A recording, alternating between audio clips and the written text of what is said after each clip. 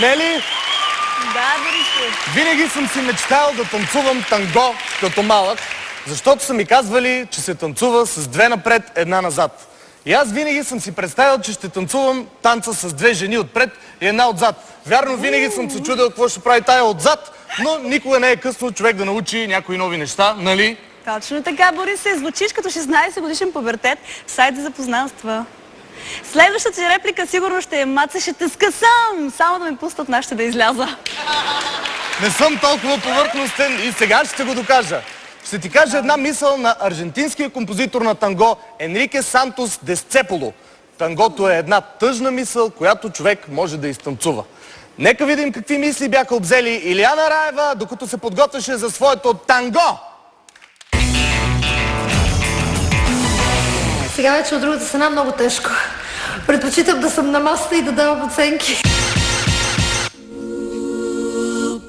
Слави, къде ме хакна, Слави? Къде ме хакна? Главата ми направо вътре ми спринтира всичко. Бутаме за едно завъртане, тя прави 10. Със скоростта на едното. Айде, ще успокоя топката.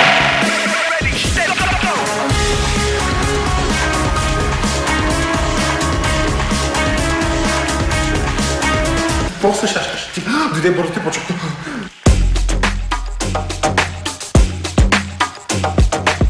Някакси усети ми същността, емоционално...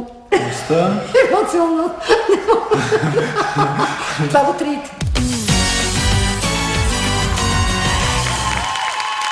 Дами и господа, танго ще изпълнят Илияна Раева и Илиян Чакъров.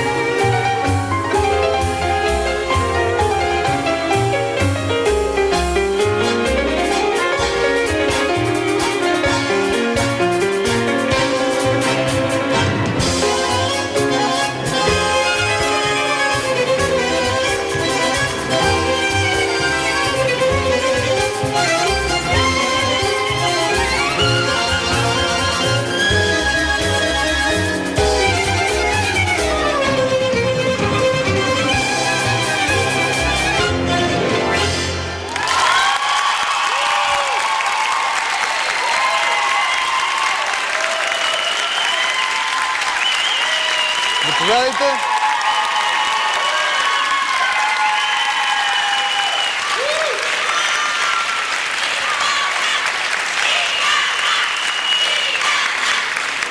Заповядайте. Уважаемо жури, какво е вашето мнение за тангото на Илияна, господин Трифонов? Ами аз в началото казах на уважаемите от мен, госпожа Гиго, госпожа Маринова, че ще дам само единици.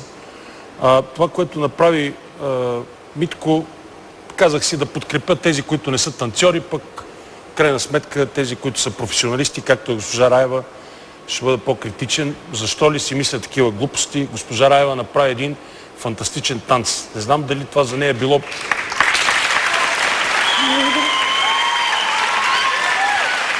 Аз съм като тези отзад, които викат Илияна. Всъщност и аз щях да се разкреща, но просто ги оставих тях на първо време.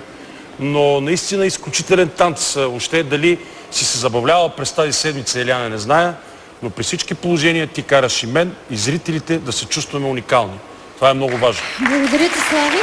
Много хубаво шоу, страхотен танц. Ти си професионалист, ти си уникална гимнастичка и танцорка, призната от цял свят. Това беше едно прекрасно изживяване за мен и така, много хубаво беше, наистина. Благодаря ти. Благодаря ви, господин Трифонов, че не се разкръщяхте. Момент само. Госпожо Гигова. Искам само да кажа, че да чуеш такива неща от Цербер като Слави, просто е... Слави, наистина ти благодаря. Искам да кажа, че това е благотворителна наистина кауза. 10 000 лева, които дава 7-8 и вие само ще кажете къде отиват тия пари. Но състезанието е в кръвта ви. А това, което показва наистина, но аз само гледам магията. Аз не съм професионалист в това отношение. Само гледам магията. Просто страхотно беше.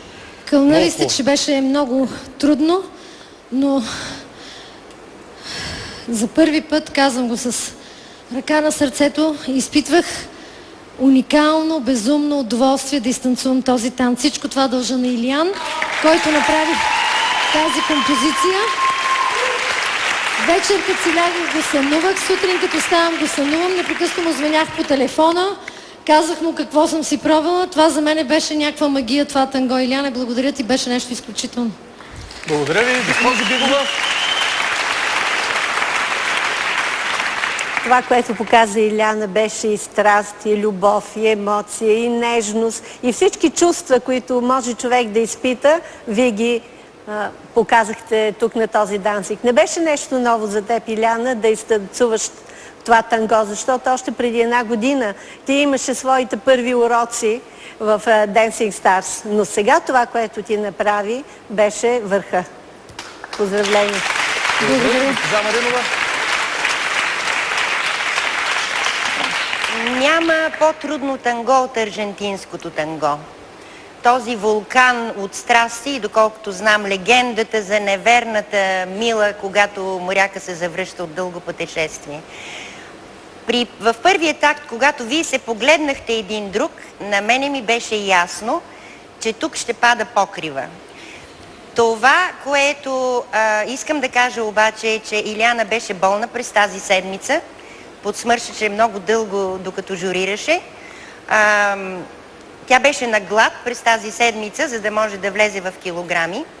За мен изумителното е как за по-малко от 1 седмица Илиян и Илияна са успели да направят нещо, което може да краси едно световно шоу. Благодаря ви за удоволствието. Благодаря ви. А сега да видим какви оценки ще постави уважаемото жури. Господин Трифонов. Разбира се, 10.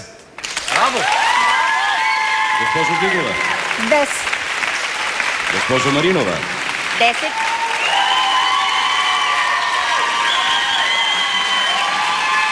Уважаеми зрители, журито даде оценка 30!